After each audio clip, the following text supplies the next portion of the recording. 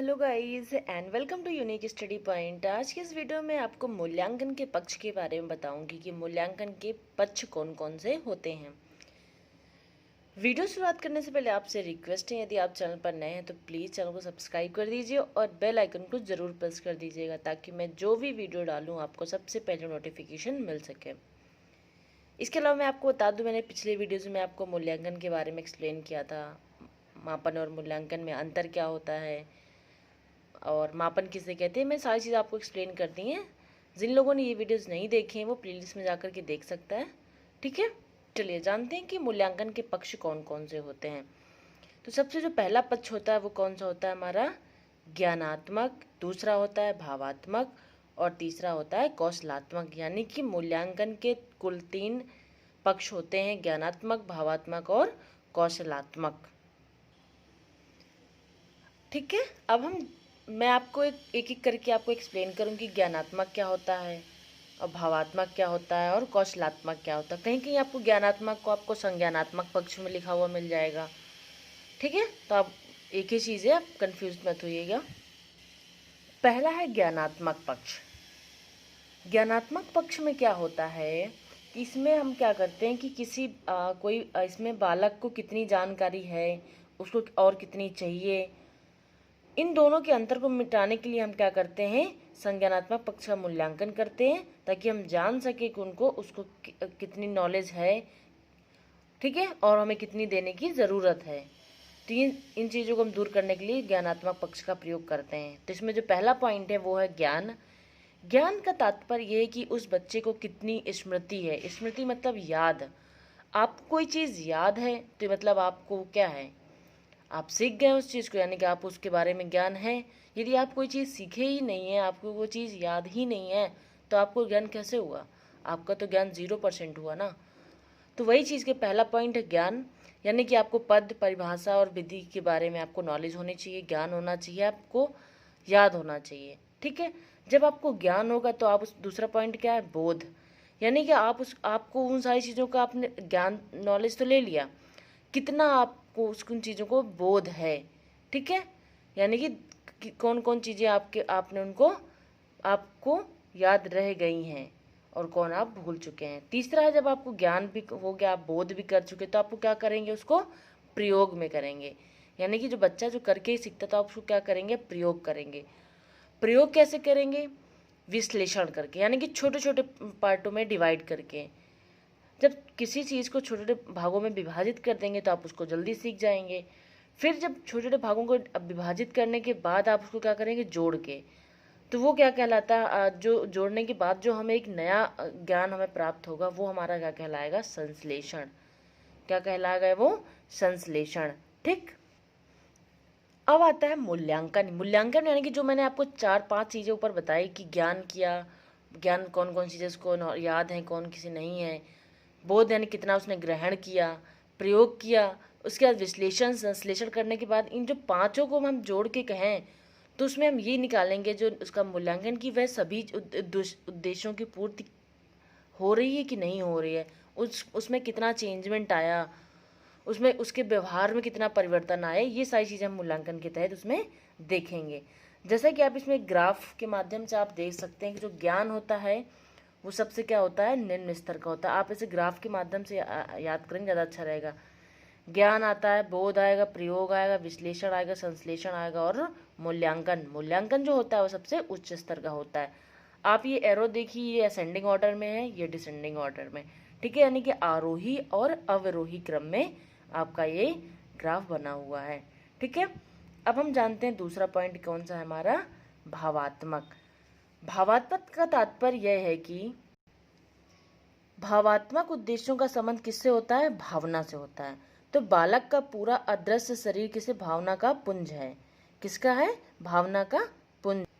इसमें क्या होता है कि जो व्यवहार को प्रत्यक्ष रूप से प्रभावित जो करने वाले जो तत्व होते हैं वो कौन कौन से होते हैं, वो बालक के भूत काल, वर्तमान और भविष्य काल तीनों क्या करते हैं, अधिगम प्रभावित करते हैं। यानी कि उसके अधिगम में क्या करते हैं, इफेक्ट डालते हैं। ठीक है, अब इसके जो पॉइंट हैं वो हम जान लेते हैं कौन कौन से इसके पॉइंट हैं। पहला है ग्रहण करना, दूसरा है अनुक्रिया करना, तीसरा है अनुमोदन, चौथा है प्रत्ययीकरण या धारणा, पांचवा है संगठन और छठवां है चरित्रीकरण। अब मैं आपको एक एक करके बताती हूँ। ग्रहण करना क्या होता है, यानी कि कोई चीज़ आपने सीखी, जो ज्ञानात्मक में जो चीज़ें को ज्ञान दिया जाता था वही इस चीज़ में क्या किया, कितना उसने ग्रहण किया, कितना उन सारी चीज़ों को उसने सुना। ठीक है, यानी कि किसी बात को कितना उसने ग्रहण किया, कितने ध्यान से सुना, कितना मैंने कि उसमें धारण करना, कौन कौन सी बात उसने अच्छे से धारण की, वही हमारा क्या कहलाता है, हमारा ग्रहण करना।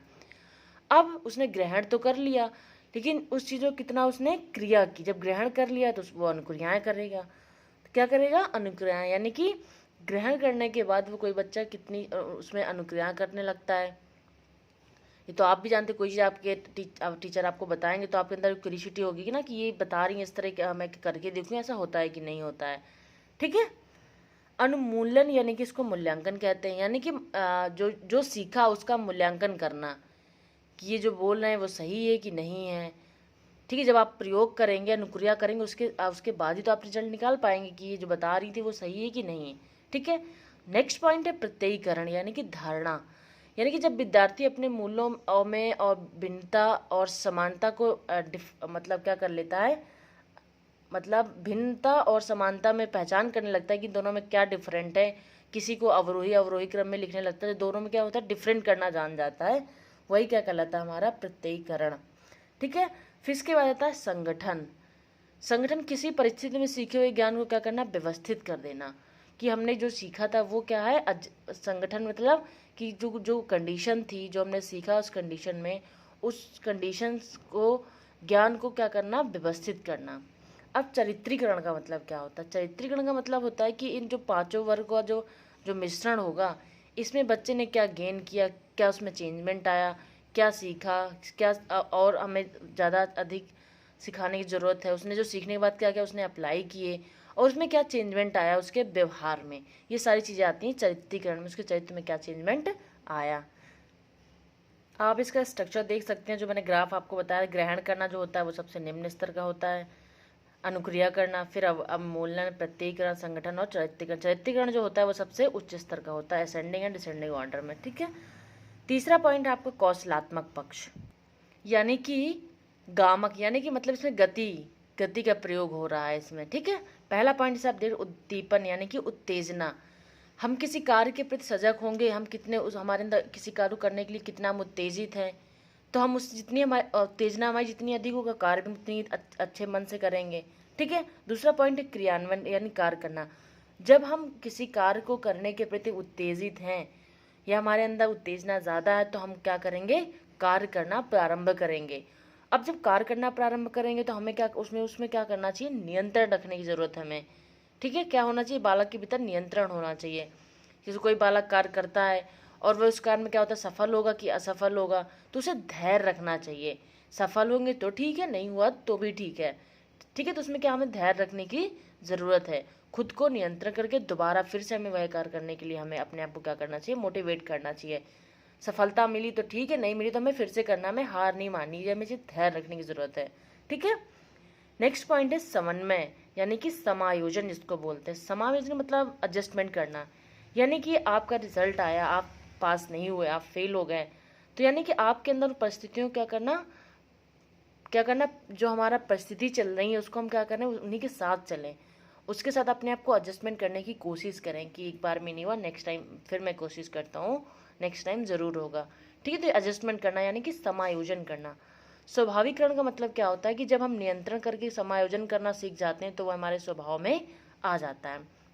यानी कि कोई चीज़ हम कोई काम नियंत्रण करते हुए करते हैं तो हमारे वो क्या हो जाता है, हैबिचुअल नेचर बन जाता है, तो वो जो हमारे स्वभाव में आ जाता है तो वही क्या होता है, स्वाभाविकरण।